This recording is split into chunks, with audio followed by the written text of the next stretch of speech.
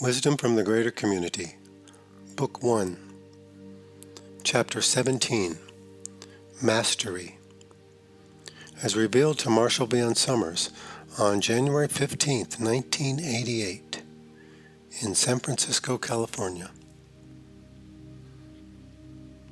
I would like to speak about mastery, about learning, preparation, and cultivating the experience of knowledge. Mastery has become a very popular subject. It is promised as the result of many spiritual study programs that are available now. And people have great expectations of themselves, of the educational processes, and of their teachers in this regard. This is unfortunate, because you approach relationships with teachers with very grandiose ideas about them. And part of your learning is your disappointment when you find out that they are real people like you. Mastery is very relative in this world. It would be wiser to become proficient rather than masterful, because a master in the world is a profound beginner, a novice in the life to come. So how do you determine who is the master, who is more learned, and who has greater skill if mastery in the world makes one a novitiate in the world to come? The great gulf between you and God must be filled in with reality. The assumption is always made that there is you and there is God, and you are small and God is great. But between you and God is all of life's evolution, a vast expanding network of relationships. It is through this network that you must pass. It is within this fabric that you must become entwined. God is not waiting to meet you when you get off the train. Welcome home! It is not like that. It would be more accurate to say that you go on to your next assignment, and yet that sounds too formal. In essence, you simply take the next step. You then begin to comprehend life on a greater scale than you can perceive here, and you have teachers and students along with you to help you accomplish the next tasks. So, what does becoming a master mean? Why become a master? Who is more masterful amongst you? These are valid questions. One of our first lessons for you is to learn that there are no masters living in the world. This is very important. There are no masters living in the flesh. There are great students, there are proficient learners, but no masters. Give up the pursuit of mastery. Become proficient. Do not discourage yourself by trying to grasp what is beyond your realm. The world is a place to work, to give, and to receive. It is not a context for mastery. Much of the mastery of the world will be useless when you pass beyond, and because this life is preparation for the life beyond, it is important to have this perspective about these things. The pursuit of mastery leads to disappointment. This disappointment can reveal a greater truth, or it can discourage one entirely. Since we do not want to discourage you in your pursuit of knowledge, we wish to make your pursuit more genuine, more compassionate, and more kind. We are masterful compared to you, but there are greater masters than we who do not serve this world. They simply have a greater realm of responsibility. That is mastery.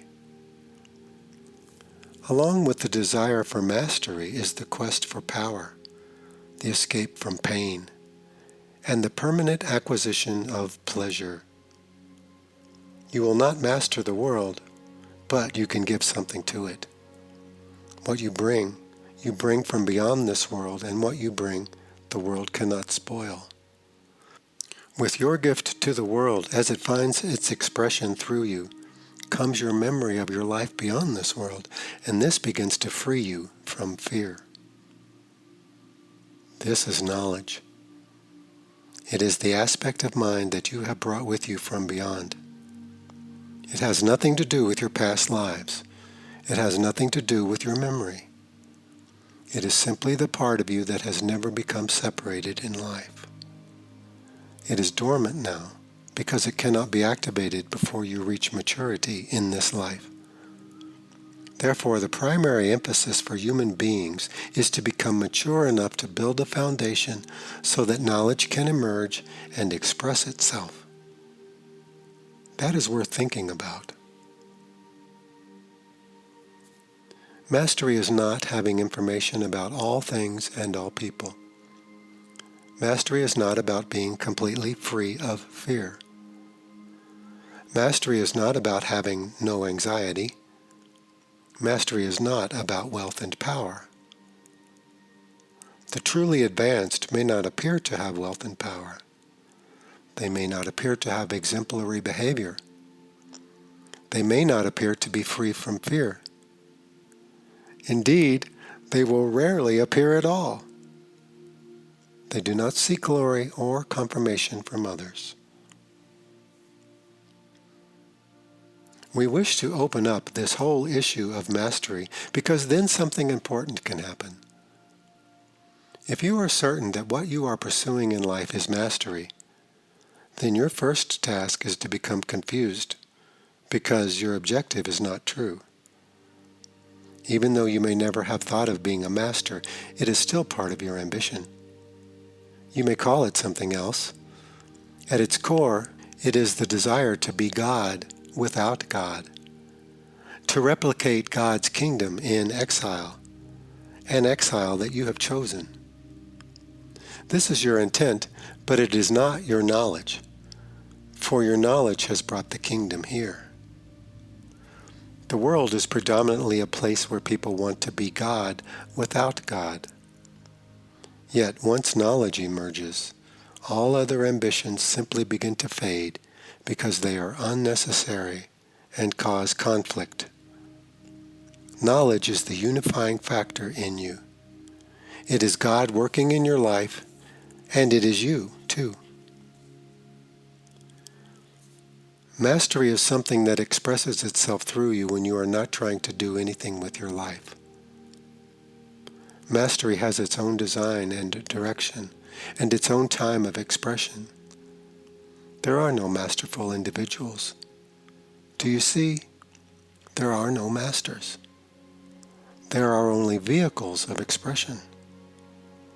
Mastery is something that works through you. Your preparation is to become a vehicle for it, to build a foundation to let mastery build something upon you and within you. Then there is freedom from perfection. Many people are killing themselves to become perfected, trying to have perfect minds, perfect bodies, perfect affairs, perfect relationships, everything perfect. Not a flaw, nothing to disrupt perfection. These people suffer very much because they live in a world that is very involved in error, is constantly changing, and has very gross appearances. People don't give a damn about perfection anyway, so there is very little agreement, and life is always eroding their perfect establishment. Life is not about becoming perfect. It is about becoming real. It is about stabilizing your mind and affairs and beginning to open yourself to a greater reality that wishes to express itself through you. You cannot control the mechanism for doing this. You cannot determine its outcome. You do not know where it is going to take you, who it will bring into your life, and who it will send away. It is mysterious. Yet with mastery, you will be able to participate in life with such certainty and confirmation. You will be far more certain of this mastery than of anything you can perceive around you, your society, your economy, your physical health. All of those are so changeable. But the mastery of which I speak is firm and established. It is in perfect peace because it is not changing. It is only expressing itself in changing conditions. It is without change, and yet it is moving things along. It is not growing, it is not becoming. That is why it is so still, and why you must become still to have a direct experience of it. So, we want to unburden you of mastery and perfection. This clears the way for you to become a truly proficient student of knowledge and a true contributor in life. You will find that that challenge is quite sufficient.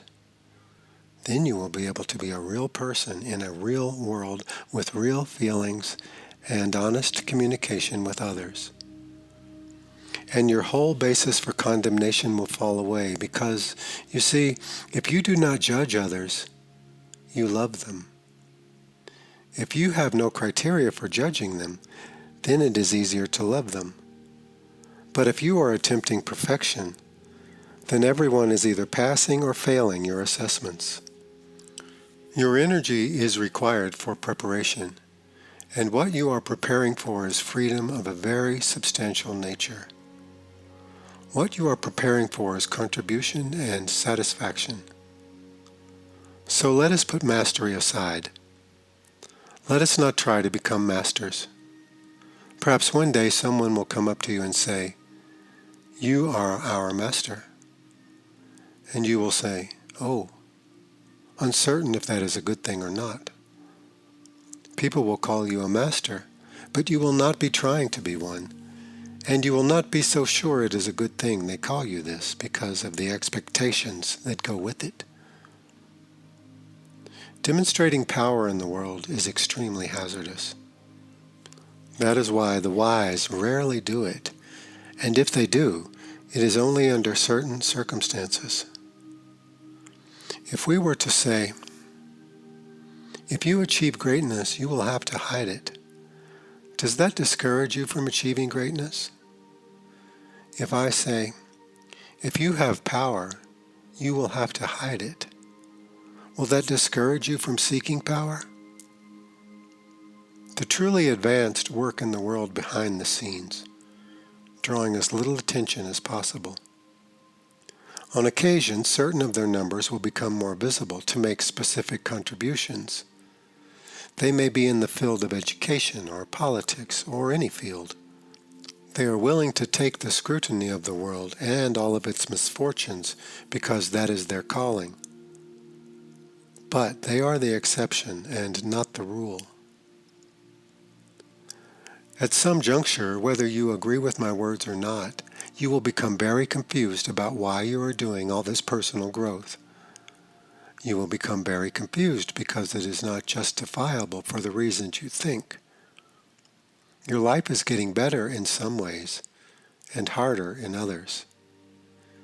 It is getting a little harder to tolerate the aggravations of the world because you are more sensitive. And yet you seem more in control of your thoughts and feelings and more tolerant of others. At some point this becomes very confusing, and this is a very important point because here you begin to discern the reality of your pursuit. What is being called for is the activation of knowledge. That is what everyone is moving towards because it is the escape from pain. It is the escape from ambivalence, which is pain. It is the escape from choice. It is the escape from conflict. Here your life becomes uniform. It has purpose and direction. It has true relationships. It is moving, and you can discern its direction and movement. You are a witness to your life rather than attempting to be its master. I'll tell you a story.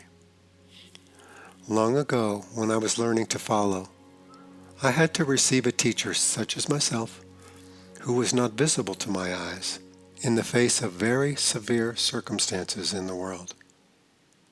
My people were fleeing a defeat of our nation, and we were all heading for another land in the Mediterranean area. Yet a teacher appeared and said, "No, I want you to go back into the heart of those pursuing you. I thought this was madness. It seemed certain death to me to do this, but I felt I could not deny the teacher, not only because of my reverence for the teacher, but because I knew I must follow this. I turned and returned. The pursuing armies did not even see me. I passed through them like a knife passes through water. I was not invisible. I had no magical powers, but I did not expose myself unnecessarily. It was a good thing I turned back, or I would have been destroyed, for those I was fleeing with were caught and executed. No one expected me to return. Therefore, my escape went unnoticed. I returned to my former city and took refuge and allowed things to quiet down. Then I began my preparation with my teacher.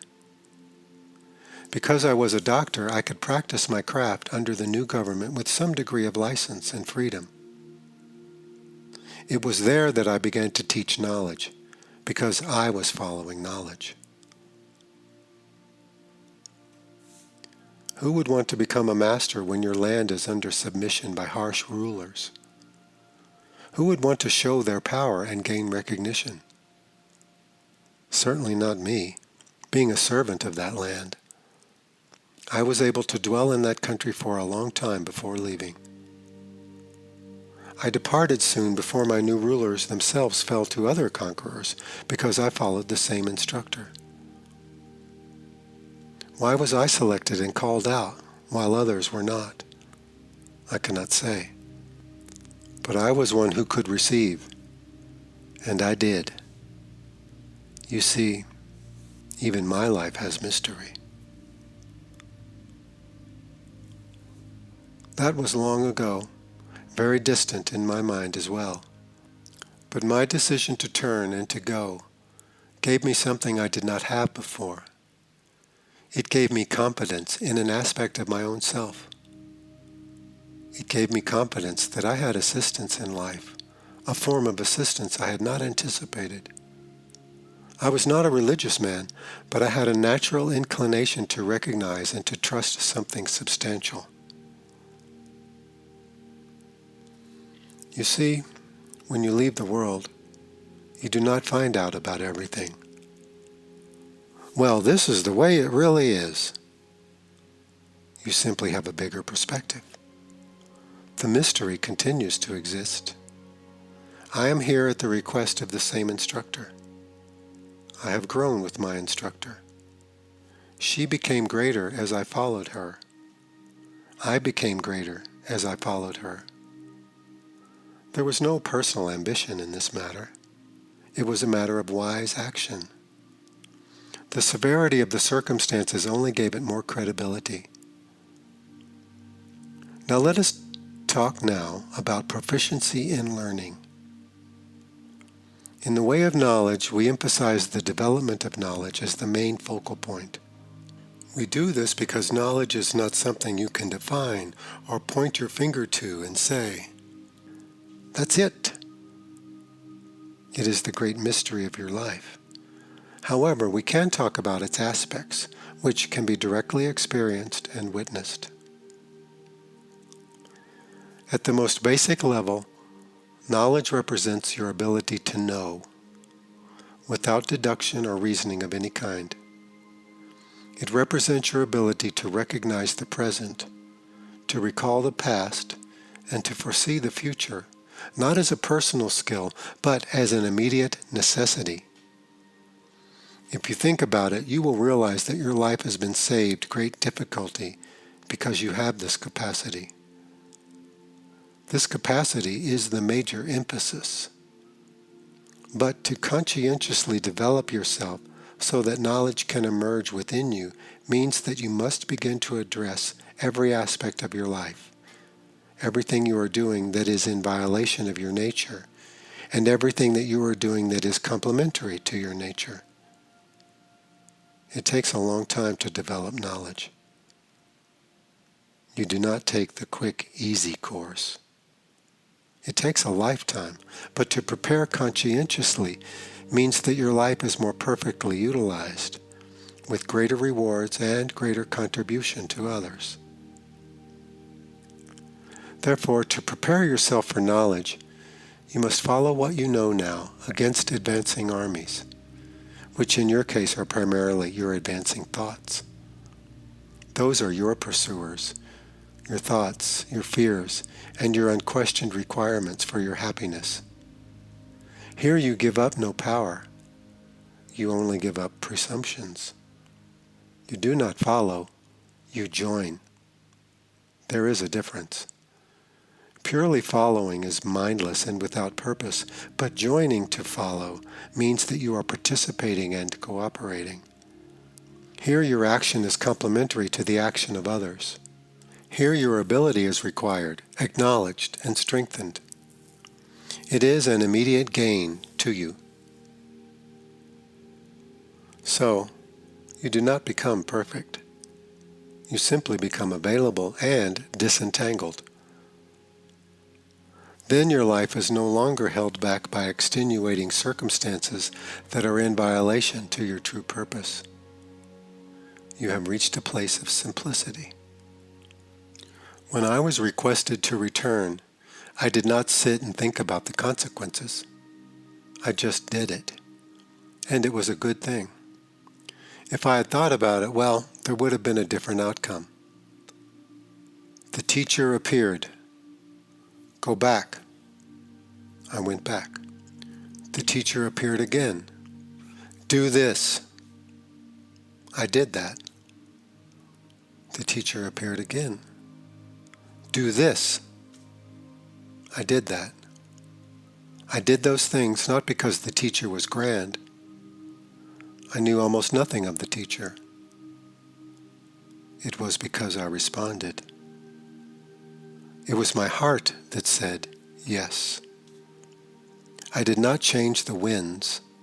I did not bring the rain. I did not black out the sun. I did not destroy my enemies. I was not a master. And so the world left me alone to do my real work. Being a student of knowledge means that you learn to become a uniform person, not a whole group of people anymore. You will have one frame of reference within yourself and one true response to that frame of reference. This is entirely natural. There is no imposition of structure upon your true nature. There is only a temporary structure in your external life to help you reclaim this ability. Knowledge re-engages you with life as it really is. It re-engages you with your purpose for coming into the world. It is a new experience of life, truly. Becoming disentangled will take great effort. Here you do not give up everything and go sit on a mountain. No. You simply begin to tell the truth about your life. Follow the truth to the best of your ability and allow your life to open. It is not a passive state. Then maybe one day someone will come along and say, "You are a great master." And you will say, "Oh, not certain that you like the sound of that." You can become a master teacher because you are proficient at speaking or engaging with individuals. You can become a master musician because you are proficient at your instrument. You can become a master athlete or a master this or a master that. That is different. That is simply being proficient with a specialization. The primary difficulty here is that people are afraid of their own knowledge because they have built a life without it and against it in many respects. They do not want to really know. They are afraid their knowledge will rob them of their happiness, take away their securities, take away their control, their goals, and their ambitions, and take them into some dangerous and risky situation. It is all fear, fear, fear. It is all the fear of God. That is all it is. But people do not say, "I am unhappy today because I am afraid of God." You do not say that, do you? I am depressed. I am afraid of God. Knowledge is so graceful. It is so beautiful. It is so pervasive. If you open to it even a little, it will begin to emanate from you like a sweet fragrance. It feeds everyone around you. People come to you and they do not even know why. You don't look any different necessarily. Maybe you stopped wearing those funny shoes, or you fixed yourself up a little bit. You don't know why they are there. They don't know why they are there. You are host to something greater. Your life is about that now, not because you planned it to be that way, but simply because you allow the space for it to enter. People who are trying to get everything from life may get what they want, but they will not be satisfied. Then their only means for freedom is disappointment, profound disappointment. Becoming a student is a very great thing. It is very important. There are very few true students around. Lots of people want immediate results. I want it now. They don't know what they want, but they want it immediately. At least they know they do not have it, even if they do not know what it is. Becoming a student means that you are willing to follow and be responsible for being a follower and orient yourself towards your preparation. This takes discipline and consistency. It is a commendable state. Your role in your own development is quite small. You only have to follow the preparation as you discover it. When the preparation says, turn right here, you turn right there. And if you open a page and it says, better to get out of this situation you are in, you do it. Not because the preparation is a holy book, but simply because within yourself you know it must be. If knowledge is exercised, it becomes powerful and pervasive. It is not your knowledge, however. People say, well, I have my knowledge and you have your knowledge. What they are saying is, I have my interpretation and you have yours. There is no individual knowledge. The important thing is to learn how to learn. If you can do that, you will graduate from this life with true accomplishment, learning how to learn. Our preparation for students is very specific. It develops essential qualities in the individual and provides guidelines so people will stop hurting themselves habitually. It gives you an opportunity to come into the clear, to become unfettered long enough to value your freedom. Your knowledge is called upon again and again as a resource for you to discover and to develop. Your ability to express knowledge in the most common situations is encouraged.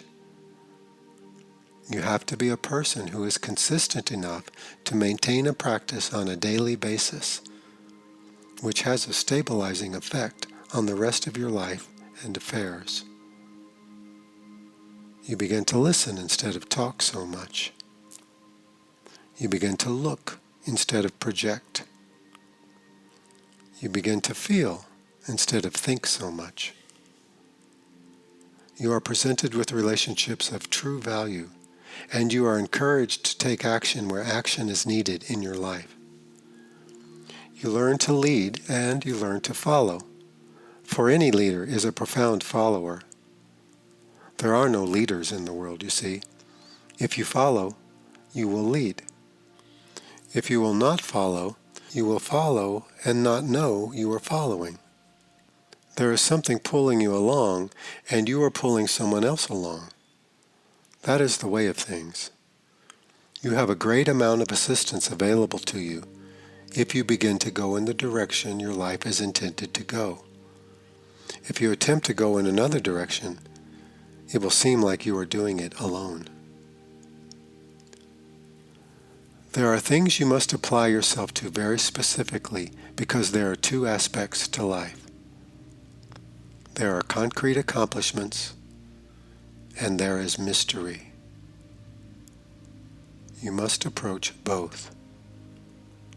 Mystery opens you to a greater assistance than you could provide for yourself and saves you from condemning circumstances.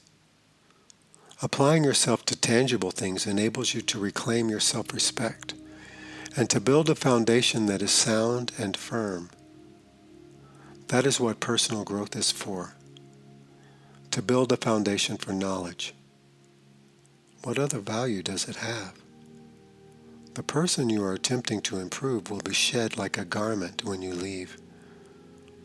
As you become stable, then you can represent something greater.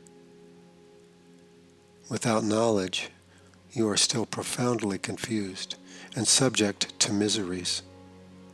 Without purpose, meaning, and direction, your life is still a desperate event.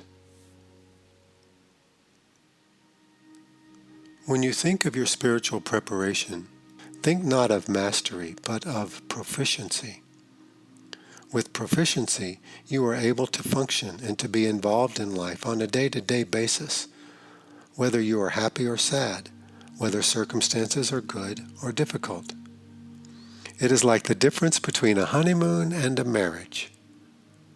When people discover their inner teachers, often they go into a kind of honeymoon phase for a long time. It is all about having wonderful experiences and romantic interludes. Of course, the teachers simply give their blessings on occasion, while the students are enraptured with themselves. But if students persist, they begin to settle down into a true relationship with life and start working together over a long period of time. This is called building a foundation. It is not glamorous, but it is so vital and so invigorating to your life. If you have a foundation, then you can provide a foundation for others, because what most people seek is a foundation. Then, upon this foundation, something can be built that is not of your own design. You must build the foundation, but what is built upon it, God builds. We teach a very practical approach to life, and often, even though this is a spiritual training, it is necessary for us to despiritualize people. Your pursuit of God must be built on a successful life in the world. By successful, I do not mean that you are rich and famous. It is simply that your life in the world is sufficient, and you build upon this. The plan of the teachers calls for the development of students who have a foundation, for they are in a position to give. Their lives are not about attempting to fulfill all of their great needs, because there is no fulfillment there. Their needs are met sufficiently, so they are in a position to contribute something greater. As a result, they are in a position to receive something greater. Now, it is very difficult to approach knowledge and mastery from a logical point of view, because when you try to be logical about knowledge, you do not have knowledge anymore. You have your logic. When you apply a certain perspective to knowledge, you have your perspective. You individually experience knowledge according to your perspective, but knowledge is beyond your perspective.